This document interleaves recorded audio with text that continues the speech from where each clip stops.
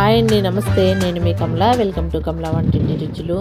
ఈరోజు మనం simple and taste అయినటువంటి ఎగ్ బిర్యానీ విత్ ఫ్రాన్స్ కర్రీతో ప్రిపేర్ చేసుకుందామండి. మరి నేను వేసేటువంటి ఈ వేసుకునేటువంటి మసాలా వేసి ఈ బిర్యానీ చేసుకుంటే చాలా బాగుంటుంది. అది సింపుల్ వేలో చూపిస్తానండి.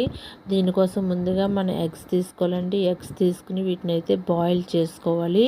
ఇలా బాయిల్ చేసినటువంటి ఎగ్స్ని తొక్క తీసేసుకుని మనం ఫ్రై చేసుకోవాలి. దీనికోసం కొంచెం ఆయిల్ వేసుకుని కొద్దిగా పసుపు, కారం, ఉప్పు వేసుకుని ఈ ఎగ్స్ని అయితే ఇలా ఫ్రై చేసుకోవాలి. ఈ విధంగా ఫ్రై చేసుకున్న తర్వాత వీటన్నిటిని కూడా ఒక బౌల్లోకి తీసేసుకుందాము.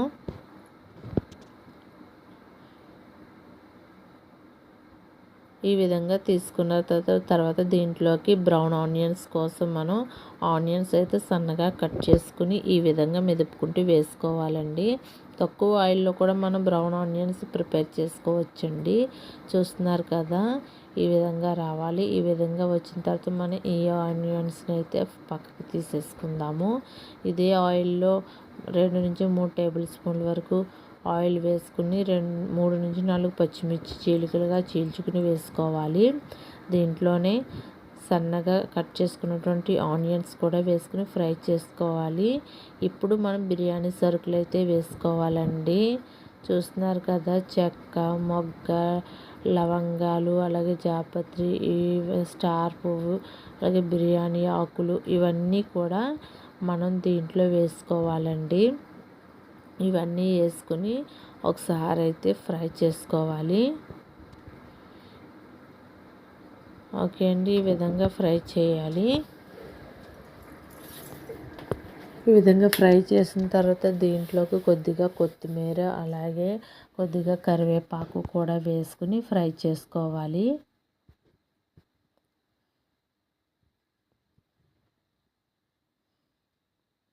ఇలా ఫ్రై అయిన తర్వాత మనం మసాలా గురించి చెప్పుకున్నాం కదండి, ఇదేనండి జీలకర్ర, ధనియాలు, అల్లం వెల్లుల్లి మసాలా అండి. దీన్ని మిక్సీ పట్టేసుకుని ఈ విధంగా వేసుకోండి. బిర్యానీ టేస్ట్ అనేది చాలా బాగుంటుందండి. ఈ విధంగా ట్రై చేయండి. ఇప్పుడు దీంట్లోకి ఒక 1/2 కప్ వరకు పెరుగు కూడా వేసుకుందామండి. పెరుగు వేసుకుని ఇది మొత్తాన్ని కూడా ఒకసారి బాగా కలుపుకోవాలి.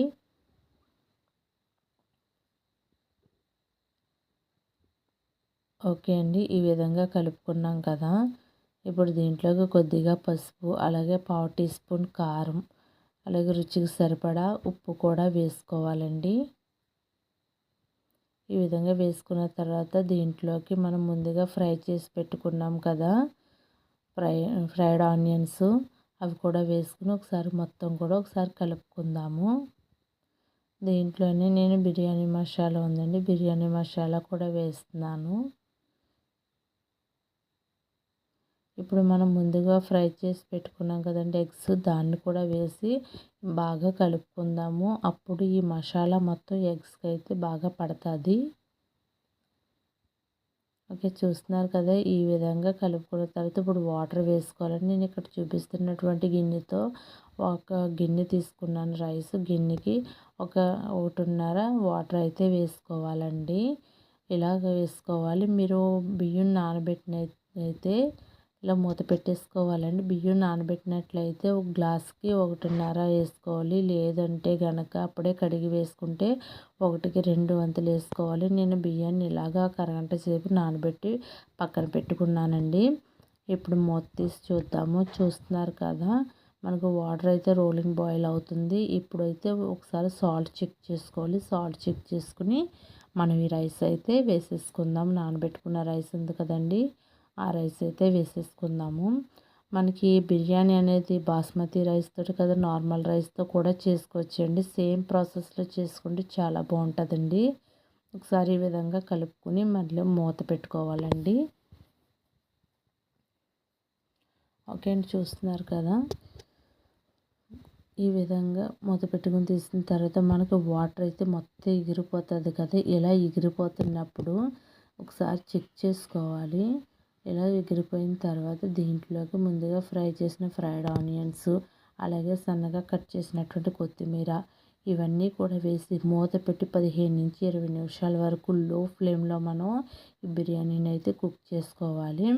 ఒక 20 నిమిషాల తర్వాత చూపిస్తున్నాను చూడండి. మనకు బిర్యానీ చాలా పర్ఫెక్ట్గా వచ్చింది చూస్తున్నారు కదా. ఈ రైస్ కూడా బాగా పలుకుల కింద వచ్చింది, మనకి బాగా కుక్ అయిందండి. రైస్ ఎప్పుడు కూడా ఈ విధంగా ఉంటే చాలా బాగుంటుంది. ఇప్పుడు కర్రీ కోసం చూసుకుందామండి. చెప్పాను కదండి ఫ్రాన్స్ కర్రీతో సర్వ్ చేసుకుందామని. ఇప్పుడు ఫ్రాన్స్ కర్రీ కోసం 2-3 టేబుల్ స్పూన్లు ఆయిల్ అయితే వేసుకోవాలి. దీంట్లోనే కొద్దిగా పసుపు వేసుకొని మనం ముందుగా శుభ్రం చేసుకున్నటువంటి ఫ్రాన్స్ అయితే వేసుకోవాలండి. ఇక్కడ ఫ్రాన్స్ నేను శుభ్రం చేసినప్పుడే ఇక్కడ లోపల బ్లాక్గా నరం ఉంటుంది కదండి, అది కూడా తీసేసుకోవాలండి. అది తీసుకుని మనం ఈ కర్రీస్ చేసుకోవడం వల్ల మనకి హెల్త్ కూడా మంచిదండి. ఎప్పుడు కూడా నరం ఉంచుకుని మనం ఫ్రాన్స్ని అయితే తీసుకోకూడదు. ఈ విధంగా ఆయిల్లో మనం ఫ్రై చేసుకుంటున్నాం కదా. ఇప్పుడు ఫ్రై అవుతున్నప్పుడు దీంట్లో 2-3 పచ్చిమిర్చి సన్నగా కట్ చేసుకుని వేసుకోవాలి.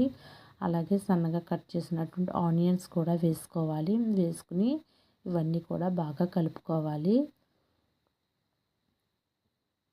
ఓకే, చూస్తున్నారు కదా. ఈ విధంగా ఫ్రై చేసిన తర్వాత మనం ముందుగా బిర్యానీలోకి తీసుకున్నాం కదండి సేమ్ మసాలా ఇప్పుడు కర్రీలో కూడా యూజ్ చేస్తున్నాం. జీలకర్ర, అల్లం వెల్లుల్లిపాయ, ధనియాలు, మసాలా అంటది. ఇదంతా వేసి ఒక నిమిషం మూత పెట్టి ఫ్రై అయిన తర్వాత దీంట్లో 1 టేబుల్ స్పూన్ కారం, అలాగే రుచికి సరిపడా ఉప్పు ఇవన్నీ వేసుకుని ఒకసారి కలుపుకోవాలండి. ఈ విధంగా కలిపిన తర్వాత దీంట్లో తగినన్ని వాటర్ అయితే యాడ్ చేసుకుని మనం ఒకసారి కలుపుకోవాలి. ఈ విధంగా కలుపుకొని మూత పెట్టుకుని ఒక పావుగంట వరకు కుక్ అవనిద్దాము. చూస్తున్నారు కదా, ఒక 15 నిమిషాల తర్వాత మనకైతే కర్రీ ఈ విధంగా దగ్గర పడుతుంది కదా. ఈ స్టేజ్లోనే మనం ముక్క ఉడికిందా లేదా, అలాగే సాల్ట్, కారం చెక్ చేసుకోవాలండి. ఇవన్నీ కూడా చెక్ చేసుకుని మరలా మూత పెట్టుకుని ఒక 10 నిమిషాలు ఉంచి తీసుకోవాలండి. అప్పుడు చూస్తున్నారు కదండి, గ్రేవీ అయితే మనకు దగ్గరకు వచ్చింది. బిర్యానీలో కలుపుకుంటాకి ఈ విధంగా ఉండాలండి. ఇప్పుడు స్టవ్ ఆఫ్ చేసుకుని పక్కన పెట్టుకున్న తర్వాత బిర్యానీ సర్వ్ చేసుకుందామండి. అంతే అండి, ఎంతో టేస్ట్ అయినటువంటి మనకి egg biryani and with prawns curry అయితే రెడీ అయిపోయిందండి. రొటీన్గా ఎప్పుడు చికెన్తో కాకుండా ఈ విధంగా ఎగ్తో, ఈ పొంగల్ ఫెస్టివల్కి ఈ విధంగా ఎగ్తో ట్రై చేయండి. చాలా అంటే చాలా బాగుంటుందండి. మరి అందరికీ కూడా ఈ వీడియో నచ్చింది అనుకుంటున్నానండి. నచ్చితే కనుక మన వీడియోని లైక్ చేయండి. అలాగే ఫస్ట్ టైం చూస్తున్నట్లయితే మన ఛానల్ని సబ్స్క్రైబ్ చేసుకుని పక్కనే బెల్ ఐకాన్ సింబల్ ఉంటుంది, దాన్ని ట్యాప్ చేయండి. అప్పుడు నేను చేసే ప్రతి వీడియో మీకు నోటిఫికేషన్ రూపంలో వస్తుందండి. Thank you.